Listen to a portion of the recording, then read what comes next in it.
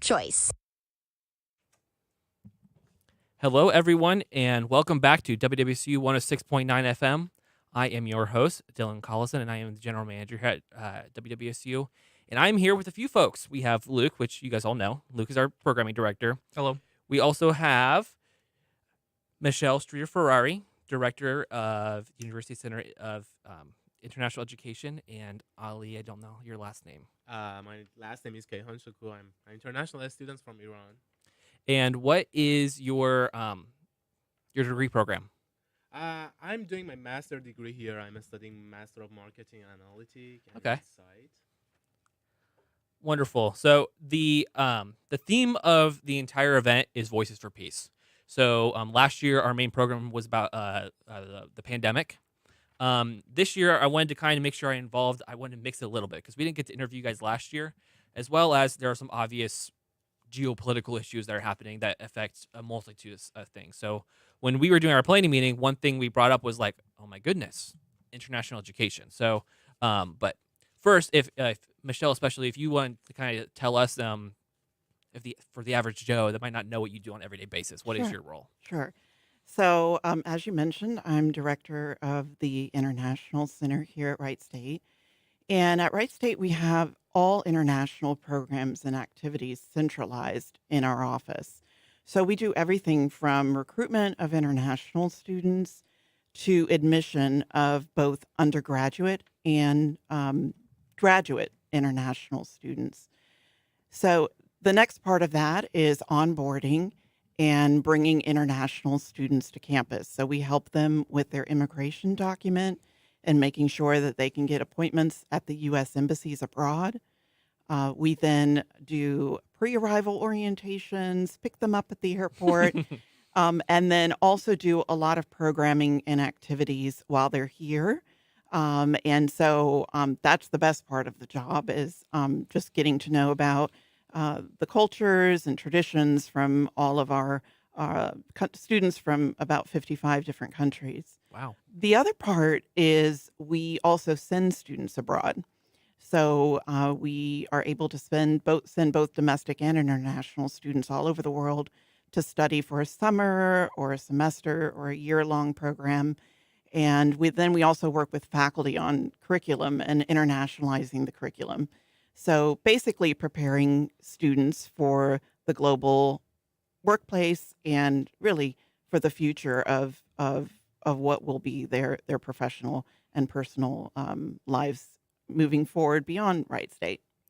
What would you say is your favorite part about your job? So you mentioned the pandemic, and the pandemic took away the favorite part of my job, which is for a while we weren't able to do a lot of our job because the pandemic prevented students from coming for a period of time. Borders were closed, embassies were closed, and students weren't able to study abroad. So the best part of the job is just the student experience and seeing the impact that being able to learn about a different culture and interacting with people from other countries does to someone. I know personally for myself, I had that experience growing up where I was living abroad and had a lot of international background. But then also when I studied, I was an undergraduate student here at Wright State, and I got to study in Spain. So I got to see the other side of being an international student in Spain. And so that's really what drives me is the change that I see in students and in other people when they realize that doesn't matter where you come. If you're a Wright State student, doesn't matter what your passport is, you're just a student. Yeah. And there's a lot that we have to learn from one another. So now that we're back on campus, and we've been back to campus for a year, but now all of the programs and activities where we're really seeing that happen, like we do programs like Conversation Club, where American students meet up with international students and have conversation twice a week. Or we have programming around, like we did a program on the Sikh religion that our Indian students put on. And then, of course, ultimately for me, the food, the food's the best. So the pandemic didn't allow us to do a lot of programming and activities with food, and we're back to doing that. And certainly trying new foods is the best way to be exposed to other cultures. So, um, Sai, who's our who's he works in, he's an computer science student, and he is our station engineer. And we're having at 5 o'clock. We got pizza. So Actually, and someone then walked by too. and he also talking about you. He also went and got Indian food for us to try. ooh, So see, and he wrote a sticky note. This may be spicy. So Yeah. but It was a good warning for us. just talking about you. yeah, So go he's- for the Indian food. he's a great It's guy. amazing. Ali, do you want to tell us a little bit about like your experience from, undergraduate or its equivalent to your journey getting to Wright State? For sure. I started my education around 6 years ago. I studied psychology for my bachelor degree, and not until 8 months ago did I came here. Mhm. And it was a almost difficult path for me because I'm from Iran, and unfortunately, because of political issue, we don't have U.S. embassy in our country. Oh. So I had to go to other countries for my visa interview. So I went to UAE, I went to Dubai for my visa interview, and I had to spend 30 days there because of the COVID situation. And I You spent can move this over if that's Yeah. helpful for you. and I spent around $2,000 during that time. But eventually, I got American visa, and I came here last January. I'm so excited. I'm studying here. Yeah. I'm having a very good time. I found a lot of amazing friends, and everything is all right. But especially for Iranian students, it's not very easy, especially with this current situation that my country Uh-huh. has right now. We had a professor on this morning and talked about that was one of the issues we were talking about was some of the civil unrest that's happening in Iran right now. Like, what does that mean for the United States? What does that mean for the country? We're talking about regime changes, like what could happen. If you go back, it's recorded, but he gave a really good take about what he thinks would That's come amazing. out of it. But Yeah, to the best of my knowledge scope, around 50 Iranian students are waiting to receive their I-20 for the next spring semester, and they will have many problems probably. For example, it is very difficult for Iranian to get an appointment for visa interview, as I said before. And one of the other problems that would be very irritating is transferring money actually, because we cannot transfer money directly from Iran to America, and we need to work with some international exchange offices, and they will charge us extra money for doing that. And sometimes it's not safe, it takes time. And for example, I might not be able to pay my tuition fee on time, which would be a very bad thing for me. So I wish we can work with the president or someone else to hear us. They might provide some other options for other Iranian students as well. now, do we know if that is if the currency exchange problem is that on our end, like on it? So the problem right now, especially with Iran, and this has happened with other countries, and sometimes it happens just because banks are closed. And this, we had a lot of problems during COVID where banks were just closed and students didn't have a way to get money here. So, so it's more of an issue since the U.S. has a difficult relationship with Iran specifically. Money doesn't transfer easily between Iran and the U.S. like it might between the U.S. and India, for example. So, especially when there's unrest, it makes it even more difficult for money to get here. So there's a very tense relationship between Iran and the U.S., and that's the reason we don't have a U.S. embassy there. And so for our international students, per their immigration, so because they have a student visa, they have to be registered at a university full time to stay in status. If they don't, they go out of status, and that's a problem. Mhm. So I think what Ali's explaining is, if there are more challenges with getting money here, whether it's an issue of his family can't get to the bank because there's unrest and things are closed, whether the U.S. is on high alert and is trying to avoid having money come into the country from Iran. That could be another reason. So once you get to that point, then students like Ali need to then, and I think we've got 10 Iranian students that are studying here at Wright State right now. They need to find a solution to pay their bills so they stay in status. Now, Wright State has always tried to work with That was my students. next question. Like, what's the university's Yeah, response and so typically? that's the job, and a big part of our office role is to advocate for international students. And sometimes people just don't know what they're going through, so it's our job to tell the story. So in the case of the Iranian students, we might get to a point where we come to spring, and it's time where the university might drop them from classes because they haven't paid. And if this unrest continues in Iran, then we're in a position where we say, "Hey, hold on. Is there something we can do? Can we postpone the payment? Can we put them on a payment plan? Can we look at scholarship options that are available?" And then sometimes in our office, and we've done this as well for Ukrainian students in the past, for students from different countries that are going under similar situations of unrest or financial crisis, is sometimes there are external agencies that will help fund scholarships. So our office will then apply on behalf of the student to look at external scholarships that can help students, pay for food and pay for their rent and ultimately help pay for tuition. So those are the things that our office does, in addition to just the regular day-to-day activities. But for students like Ali and his other colleagues from Iran, it's just you're dealing with the stress of not knowing what's going on back home. The internet's down. You haven't been able to talk to your family. You've got exams, just like you and me. Life continues here, Mhm. and bills continue, and so that's the piece where our office will then help guide them. Whether there's counseling services or pointing them in the right direction of food pantries or other sort of resources that we can help them with, in addition to just looking at our processes here at Wright State to help them. Which population of students do you typically get the most? Is it usually Indian students? Yeah, Or so our right now, and this fluctuates again based on what's happening in the world. So definitely South Asia, with India being our largest population.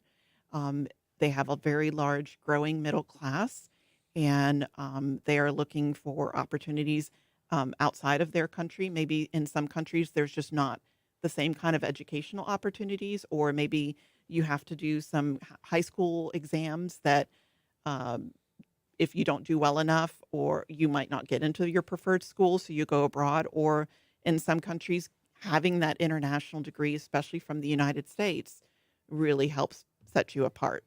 Um, are they usually? And this is an observation. Are majority of them typically graduate students? yes, so about 80% of our international students at Wright State are graduate students. That's not necessarily the case across the country. Right now, our relationship with China is also very tense.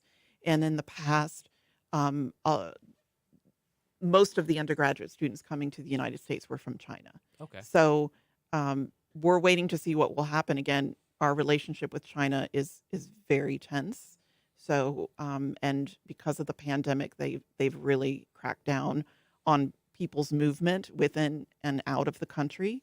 So we don't anticipate a large growth in our undergraduate population, although we are looking at Southeast Asia, which is also a very large growing market for undergraduate, but also for a growing middle class with not enough capacity within the region to take on the amount of students that they have. So unlike in the US, where high school graduation numbers are dwindling because our population is dwindling, in other countries you have the opposite problem, where you've got more high school graduates that want to go to college than there is space.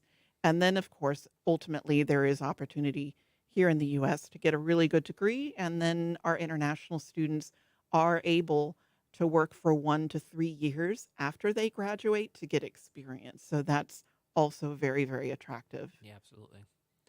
I know it's hard to speak on issues necessarily that are in the present, but issue or not issues necessarily, but conflicts or crises that have happened in the past. Mhm, So I think in the last 20 years, especially a lot of those in the Middle East. mhm. Can you kind of talk about experiences as how that has made your role more difficult? Sure. Um, the one, and I mentioned this to Ali when we were talking about the situation in Iran and what's going to happen next. Very similar situation happened. I want to say, geez, it's all a blur now, but probably 7 or 10 years ago with Libya. So we had quite a few Libyan students here, probably closer to like 25 or 30, who ran into a very similar situation where, you know, there was crisis, their funding was removed, but they were here and they Mhm. couldn't go home. And we did essentially what I mentioned before, where we talked to the university to look at options for them to pay their bills later, looked at payment plans, looked at finding resources for health clinics because a lot of these students had families. Um, so looking at free health clinics, looking at food pantries, and it usually for me the harder situations that I've experienced, and I've been in this role for 23 years, has been usually the most rewarding. And I mentioned s- students and food back in my favorite part of my job, but I think the reward of working with students and seeing um, just how hard they work to be here and how appreciative they are when the littlest thing can be done to make their situation easier. And those are kind of the richest experiences that I've had in in my position. And certainly that was the case with our Libyan students.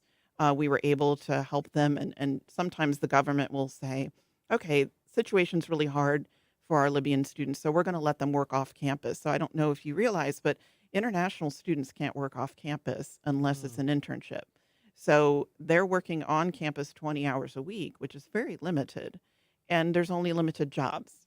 So sometimes the government will allow certain classes of students, whether Ukrainian students or Libyan students or possibly Iranian students, to say, there's a financial hardship or there's a crisis going on.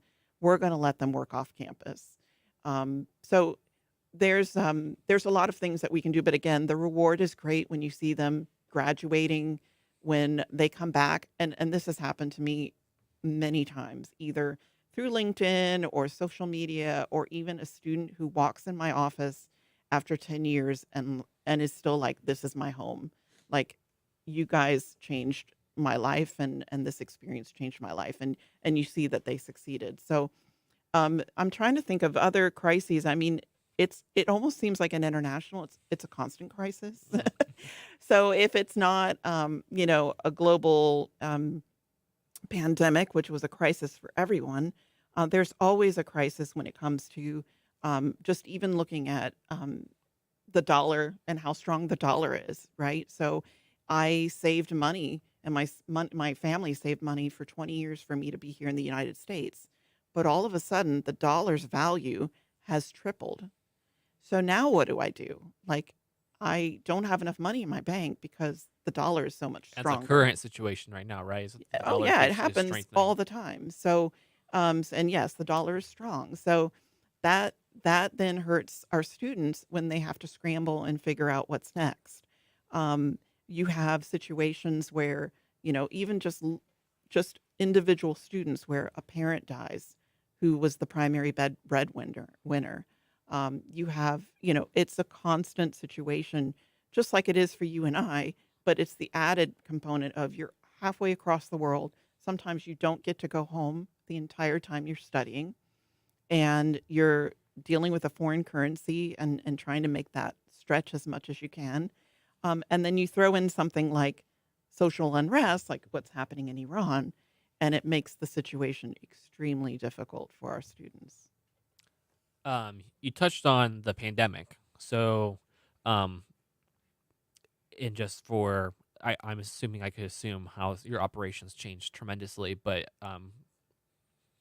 in spite of ignorance, can you kind of explain like how your role actually changed and how you were able to adapt that? Because really, your international recruitment or intake was, I'm assuming, very, very low, if not eliminated, right? Right. So in fall of 2020, we had 427 international students. However, um, the number was really low because we didn't have an intake, right? From summer and fall, it was basically non existent. And of course, students graduate. So you have to replace them with new students. But the good thing is that Wright State was already kind of thinking ahead and just in terms of changing our strategy for recruitment. And we have two individuals that are based in India. Hmm. One's a recruiter and one is processing admissions. And we've actually just hired two additional new people that are doing the same work so that we can expand beyond India into other parts of South Asia. So those people were able to work with us and say, hey, the embassies are going to open up on this day. If you know, get us these I-20s, which an I-20 is basically a document that allows a student to make an appointment with the embassy to get a visa interview. That's something Ali mentioned, where because there's no U.S. embassy in Iran, he had to travel to Dubai, and that's very common for Iranian students to go to Turkey or Dubai or other places to get an appointment because it doesn't have to be in your home country.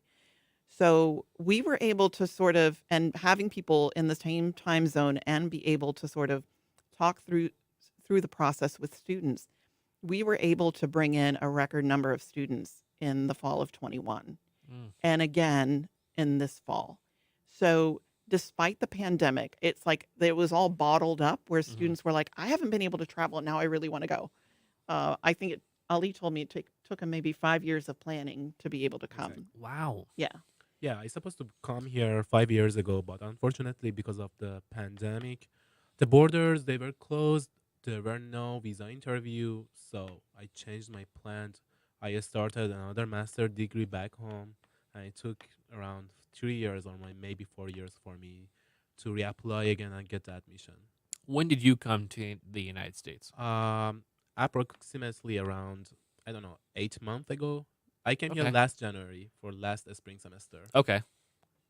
So yeah, so now we have over 1,000. We have 1,040 international students on visas. We have another 200 or so that are on different visa types. Like sometimes you have someone who's working or someone who's doing something else. They're affiliated with the base and they attend Wright State.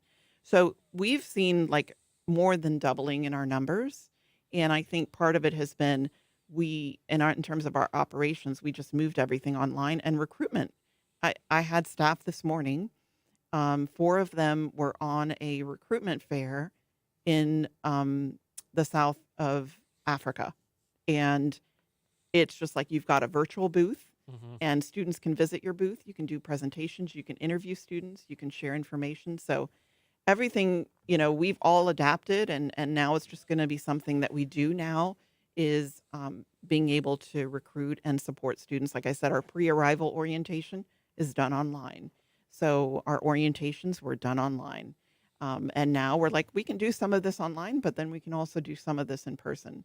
So it's been, I think, a good thing for our industry where we've been able to, and a lot of in our industry, we talk a lot about climate change and the impact of Yeah. travel on climate change. And obviously, you know, climbing on a big plane that's using jet fuel is not good for the environment. Mm-mm. So a lot of what we've thought about is like, how can we integrate international into existing classes by like having a professor work with another professor overseas and co-teach a class and just use Zoom. So these are new things that the pandemic actually helped us with.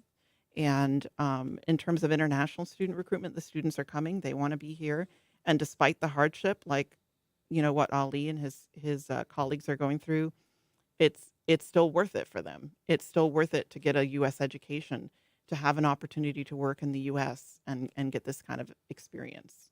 Does essentially every um like every higher education pretty much institution recruits internationally, right? Or a large amount? So, I would say a large part. So you have to work with the federal government to say, this university wants to recruit international students, and you get permission to do that, and then you get permission to issue visas, or I guess I-20s, so that the government can issue visas, and so, um, it is definitely something that most universities are looking at, especially as our domestic enrollment drops. Yeah. And another piece is just the diversification of it. So one thing I showed Ali earlier today, because we were, going to talk about recruitment, is just the number of students who got this I-20 document to come for spring, and Iran has been one of the growing number.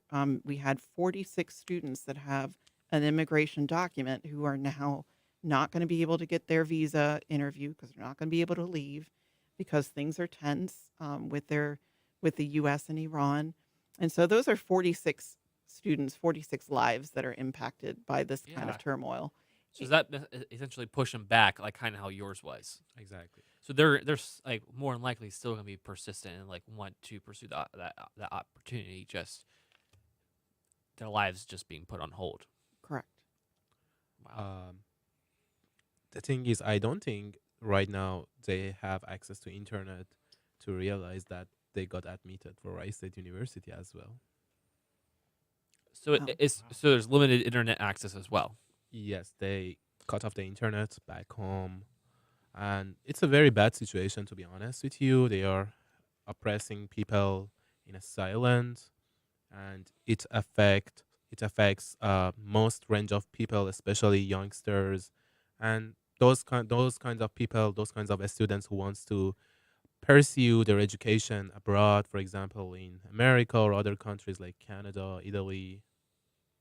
The political science professor we talked to earlier mentioned young people in particular, and Sure. kind of leading some of the issues that they're going through. So Definitely. that's something he noted multiple times, if I remember right. But so I find that so intriguing.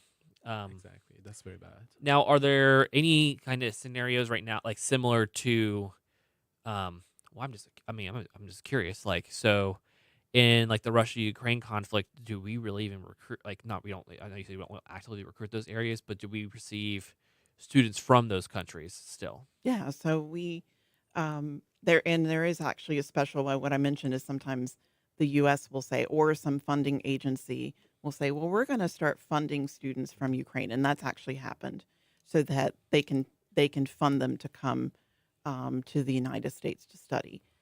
But then you've got the innocent victims of conflict, right? Like, so Russian students, money is very difficult to transfer right now into the US from Russia.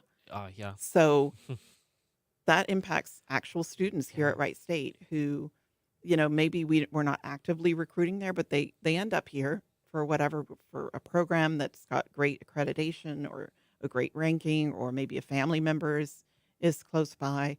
So those students aren't getting helped. And so what do? And it's these sort of international conflicts. Unfortunately, they're political, and they are in the name of religion or in the name of a country and all of that. But ultimately, they impact innocent people that just want to get an education, get a job, have a family. I used to work at the Guardian, and there was a Guardian named Olha, Mhm. and she was on. I was the marketing director, so she was on my team. Yeah. And I just remember everything happening. We were all like, we do not know how to approach the situation. Like, because we were like, well, does she want to be left alone? Does she want someone to be with? And she was someone that she was like, can I just sit down and talk with someone, please? Mhm. Because she was like, I just don't have anyone to talk to about like Mhm. what everything that's gonna like really just like. So that was something that was really that was one absolutely heartbreaking. She was telling my family's in refuge there, and so, but do we know like how many Russian and or Ukrainian students we have on campus We now? have just a handful. Okay. Yeah, very small number. Still though, I mean, Yeah, absolutely. especially I'm not saying but I think honestly, especially the Russian students, because they are such like deadlocked and a lot of them don't necessarily agree with some of the geopolitical stuff that's happening right now, Correct. but they're still stuck in that Right. Yeah. category. No, I mean, I think it'd be the same for our Iranian students, Yeah. where they don't necessarily agree with what their government's doing, At but all. yeah. So yeah, they're stuck in a situation, and then often, our country we might think Iran and say, oh, these are bad people, but Ali's a good guy, you know. Thank you. Uh, so usually the people are not the ones at fault. Yeah. As an industry, are there any? I mean, if you had a magic wand, what are like some solutions that could help make like addressing like the issues of those students easier? So students in conflict, you mean? In Yeah. conflict So, yeah, Ali, for example, yeah, like removing those barriers. right.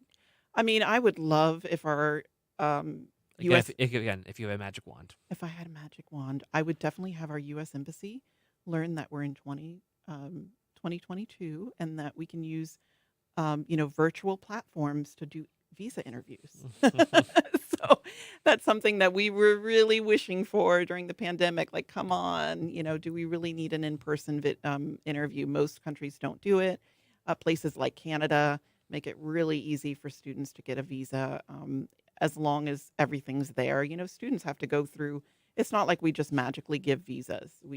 They have to apply, they have to show proof of funding, they have to give history, they have to go through biometrics. Like there's a lot of things that they have to provide. And sometimes FBI check. Yeah. So and then just entering the border, like sometimes we have students that pass all that and yet are still turned around at the border. So it's just like we're really not making sense here. Other countries that we're competing with, like Canada, or Australia or New Zealand, are just much more student friendly. So that's one thing. And I know immigration is a hot topic in this country, but our international students are not on immigrant. They're not immigrants in the sense of they're not here to They're likely not like citizenship seeking. you're right. And then even if they might eventually, they're here to study. So that's one thing. Um, the other thing is, uh, in terms of other barriers, like being able, like in Canada, students are able to work off campus, right? We've got a job shortage here in our or staff. What's it called? Staff shortage here in the United States. There are a lot of international students that would love to work, who can't. So maybe there's a limit to how much they can work because obviously they're here to study. But I think that's a barrier, and I think opportunities post graduation as well. So I firmly believe that like we, in many ways, we're creating brain drains in other countries where we're bringing them here. But it's kind of dumb to educate them and then send them back. If we have a need in an industry where we're short of people who are engineers or experts in computing or other things, like why are we saying you can't stay? So that's kind of things that would make our job easier.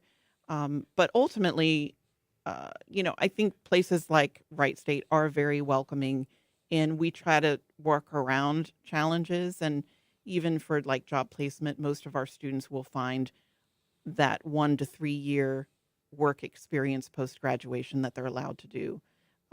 We really try to make sure that they're able to find on campus jobs. So we do what we can, but those would be sort of my three magic wand things. I don't know if you have any as a student, Ali. To be honest with you, at the beginning or before I came here, I was very nervous because the whole thing was new for me and I didn't know anything, literally. But when I came here, I saw so many good things about Ray State. Ray State has a very friendly environment. And UCIS staff, especially Michelle, they are always friendly. They are always supporting us. Not only me, other international students as well. And there are so many opportunities here, which personally I appreciate that. And only big deal for international students, mostly for the international who are financing themselves, is tuition fee. Yeah. For me, $40,000, it's a lot of money. Actually, to my dad sold out one of his houses to pay for my tuition fee. Hold on. Oh, Oh, you're actually the price of tuition. Right. So Exactly. international students pay out of state, I right? understand. Yep. Yeah. So if we can find a solution for that, right now I'm studying marketing analytic, and the issue I have is the College of Business. It doesn't provide any graduate assistantship or research assistantship for international students. If I could do any graduate assistantship, I could waive my tuition fee, but I can't right now. Are you? Do you currently have an on-campus job? Yes, I'm an RA and I knew that. I'm working UCA as well. I knew you were already because you were at the leadership retreat this summer. Exactly. We So have a that's very why. good time there. Yeah. Do you have anything you'd like to add? So, as a general question, has the popularization of digital currencies like Bitcoin and other things like that made any of the monetary aspects of being an international student easier?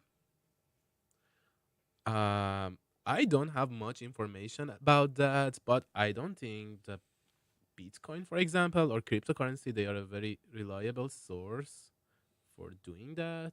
I'm not sure actually. Yeah. I So myself am pretty uneducated on the yeah, so subject of digital for currencies. their immigration purposes, international students have to show a bank statement. So I'm completely ignorant as well on how that works, but I'm assuming a bank would only accept like currency in the sense of Like a nationally recognized. exactly. Yeah. I'm Okay. also curious because like Bitcoin, though it's so complicated, but though it is a digital currency, it's still based in the U.S. dollar. So Oh. its common denominator is still the dollar. So Hmm. so again, I think it's insanely complicated, but and I'm not an economist, but yeah. Anyways, do you guys have any comments you'd like to make? I just wanted to thank you guys for sharing this conversation with me, and I wanted to thanks UCA and especially Michelle for being very supportive for me and other international students. And I would just like to say that just like with anyone, if you see an international student, just ask them a question, reach out, learn something. That's part of why we're here um, at a university is to learn. And they're like one of the richest resources we have on our campus, whether it's to try Indian food or Mm. ask about what's going on in Iran and understanding that better. It just, I mean, I think, with your theme of like peace, that's the best way to bring about peace is through human to human contact. It's authentic, it's real, and that's where the real change happens.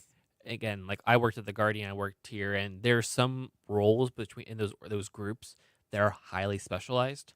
So, for example, I was in the engineer one, and I'm like, I can't hire an undergraduate media studies major to do web development in this. So it was like those are actually like a lot of populations that we were like it's a talent base that's always there. So Hmm. it's like I can reach out and it's actually almost like competitive because they're all really great. And then so um, that's happened both where and we've had in like we had one student he graduated last year and with the Guardian his name was Abhishek and he just fit in like it was perfect and he he would come in he would bring us stuff but the only thing is he used to bring us like this little dessert. Well, he tried to be he wanted to be I think a chef like on the down low, but he really was not good. So he would make like pasta but put like ranch seasoning in Oh it. God. And he's like, it's so No. good. And I'm like, No. and then I was try it, and he's like, isn't it good? And I'm like, so. Well, But if you want to sweetest try kid. good international food and engage, we're going to be celebrating our International Week on campus starting October 31st. Oh, wonderful. So on the 29th is Diwali, which is the big Mhm. Indian festival that'll be in the Apollo Room. And then we're going to have activities throughout the week with food and programming, opportunities to learn. If you are a little bit shy about getting involved, it's a great way to do it. On the 2nd of November, which is a Wednesday in the atrium, we're going to be having an international education fair. So at that, you'll learn about study abroad opportunities, but also meet international students. I think we're doing um, uh, like a fashion show, and we'll have food, and it's going to be a lot of fun. So come by. We're on the third floor of the student union, but we have a lot of programs and activities either in the atrium or in the Pathfinder every week. So Well, check us great. out. Awesome. Well, thank you guys for joining us. Thank Thank you. you.